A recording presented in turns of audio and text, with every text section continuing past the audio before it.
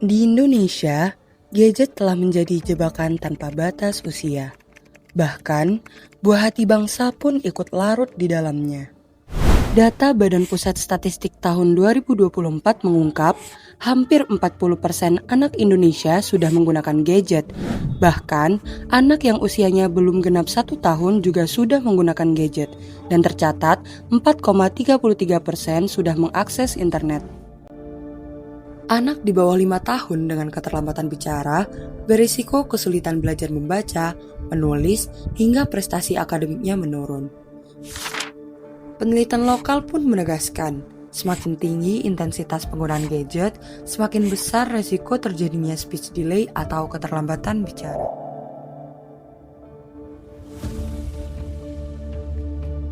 Speech delay bisa dipicu oleh dua hal, overstimulus dan kurang stimulus. Overstimulus muncul saat anak terlalu banyak mendapat rangsangan dari gadget, warna mencolok, suara cepat, dan informasi berlebihan.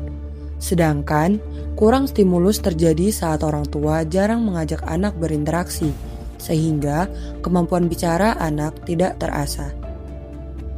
Gadget itu berdampaknya luar biasa dan itu hal yang tidak kita temukan di masa lalu. Pengaruhnya sangat kuat sehingga kalau kita lihat saat ini di keluarga-keluarga, coba tanyain beberapa keluarga bagaimana anaknya itu mudah tantrum, mudah marah, mudah kesel, mudah ngamuk karena paparan gadget.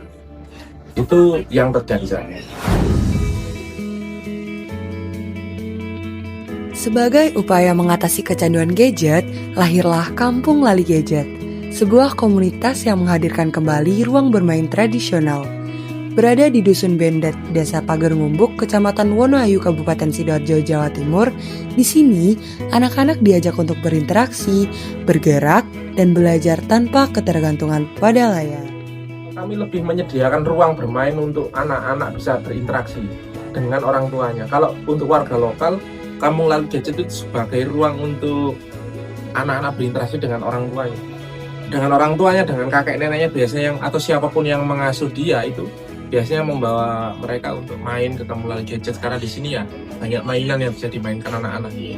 Misalnya anak itu main tanah, main pasir, main banyak hal itu kan yang membuat dia berinteraksi, interaksi dengan alam, interaksi dengan manusia. Jadi sensornya distimulasi dan komunikasinya juga didorong oleh orang tua.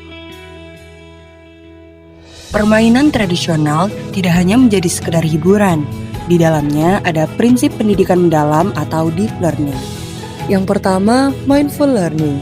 Anak sadar akan dirinya, kemampuannya, dan proses belajarnya. Yang kedua, meaningful learning. Setiap permainan punya makna. Contohnya, permainan gasing. Ia hanya bisa tegak karena terus berputar. Sama halnya manusia, kekokohan hidup hanya tercapai jika kita terus bergerak, belajar, dan memperkaya diri dengan pengalaman. Yang ketiga, joyful learning. Belajar sambil bermain membuat anak bahagia sekaligus berkembang optimal.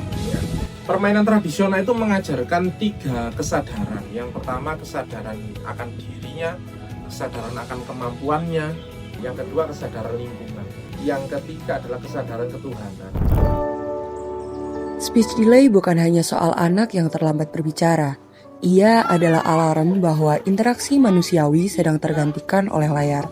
Dengan ruang bermain yang sehat, penuh makna, dan menyenangkan seperti di Kampung Lali Gadget, anak-anak bukan hanya belajar berbicara, tetapi juga belajar menjadi manusia seutuhnya.